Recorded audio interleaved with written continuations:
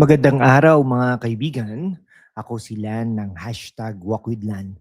At kung katulad mo ko, minsan pag uwi mo galing work o sa school, parang sumasalubong sa'yo ang kalat. Kitchen counter, puno ng plastic containers, sala, may tambak na damit at papel, bedroom drawers, overflowing. Sounds familiar ba? Maraming Pinoy ang ganito kasi sayang eh. Baka gamitin pa o regalo from tita na di mo gusto pero di mo maitapon. Pero alam mo ba, bumibili tayo ng bins, drawer, dividers, at storage boxes sa Shopee, pero ang nangyayari, organize lang ang kalat. Hindi nawawala. Ngayon, ibabahagi ko sa inyo ang 5 simple shifts na mas powerful kaysa sa kahit anong organizing system. Walang mahal na gamit, gamit lang ang utak at konting disiplina. Ready na ba kayo? Para maging calm at peaceful ang bahay ninyo. Let's go. Una, bakit ba tayo nagkakalat? Sa Pilipinas, madalas dahil sa culture natin, laki tayo sa handaan, so maraming extra plates at Tupperware. May utang na loob sa gifts, kaya iniipon natin kahit di na ginagamit. Plus, sa maliit na bahay or condo, feeling natin kailangang i-save lahat kasi baka magastos ulit. No? Pero totoo, ang clutter equals stress. Nakaka-epekto sa mood, sa focus, pati sa family relationships. Pero good news, kaya natin baguhin ito. Shift number 1. Linisin ang flat surfaces. Counters, mesas, shelves. Dito una ang accumulated ang kalat. Rule, kung di mo ginagamit almost every day, huwag ilabas. Sa kitchen ilipat sa loob ng cabinet ang mga appliances na once a month lang gamit. Rice cooker, kapag may bisita lang. Sa sala, iwan lang ang remote. Charger sa isang maliit na tray para sa susi at coins. Instant calm. Feeling spacious agad ang room nyo.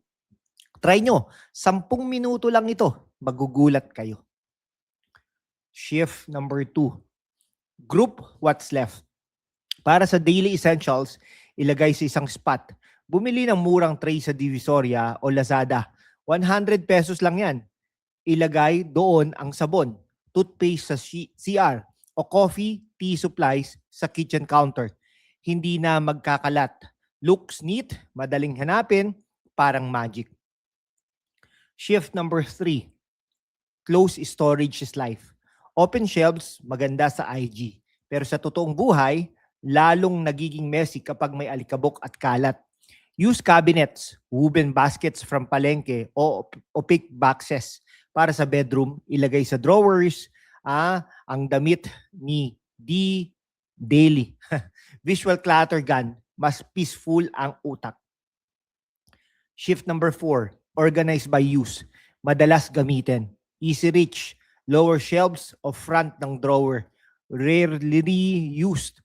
Christmas decors, old photos, albums, sa itaas o likod. Sa kitchen Pinoy, ilagay sa front ang kawali at sandok na araw-araw gamit. Sa likod, ang extra pots. Mas efficient ang galaw mo sa buhay. Shift number 5. Pinaka-importante.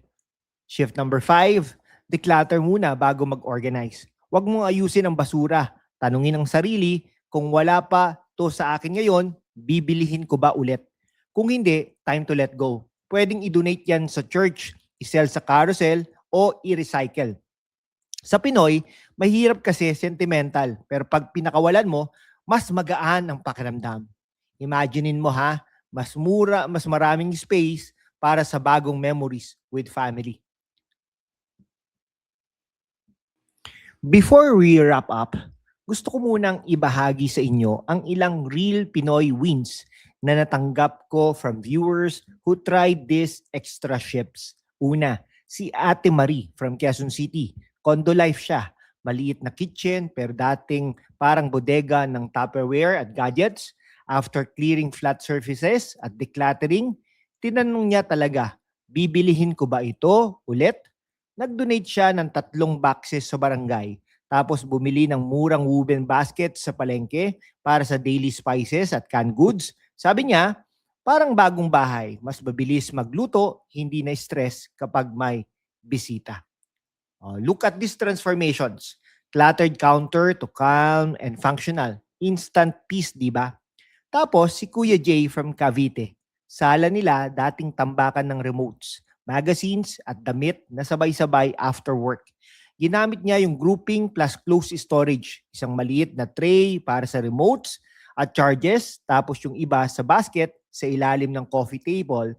Sabi niya sa comment, ngayon, pag uwi ko, diretso, pahinga with family, walang kalat, nakadistract. See how close storage plus groupings makes the sala feel bigger and more welcoming. Perfect for Pinoy families na mahilig magsama-sama. At para sa bedroom, maraming nagsasabi na after organizing by use, daily clothes sa harapan, seasonal sa likod, o sa ilalim ng kama sa storage boxes, mas magaan ang gising sa umaga. Walang nakaambak na damit sa upuan. Mga kaibigan, these are affordable, doable hacks. No need for big budget renovation. Ngayon, ito ang challenge ko sa inyo. 7 araw na declutter challenge, Pinoy style. Day 1 to 2, day 1 and day 2, days 1 and 2.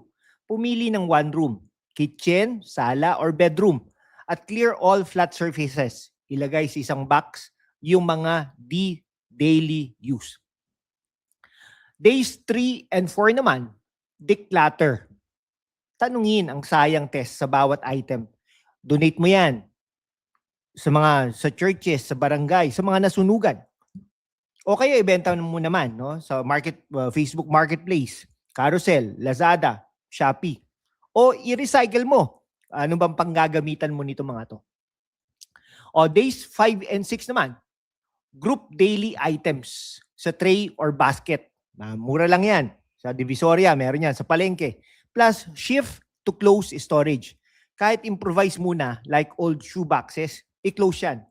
Day 7, organized by use. Easy reach para sa madalas na gamitin. Mga kaibigan, film mo yung before and after mo. Tag ako sa comment section or story at sabihin mo kung anong shift ang pinaka-game changer para sa'yo. Promise, after 7 days, magugulat ka sa difference. Mas kalmado ang mind, mas masaya ang tahanan. Imaginein mo mas maraming space para maglaro ang mga bata, mas madaling maghanda ng merienda, at pag may bisita, proud ka sa bahay mo. Yan ang tunay na yaman. Isang peaceful home para sa pamilya. Guys, ang goal, hindi perfect house. It's a home na simple, madaling tirahan at puno ng peace. Start small today. Like kung na-motivate kayo, subscribe naman kung na-inspire kayo. Hanggang dito na lang po mga kaibigan. Maraming salamat po sa inyong lahat. At ang ano natin dito ay see you po sa next video. You deserve a calm home. Kaya natin ito. Salamat sa panonood. God bless your home.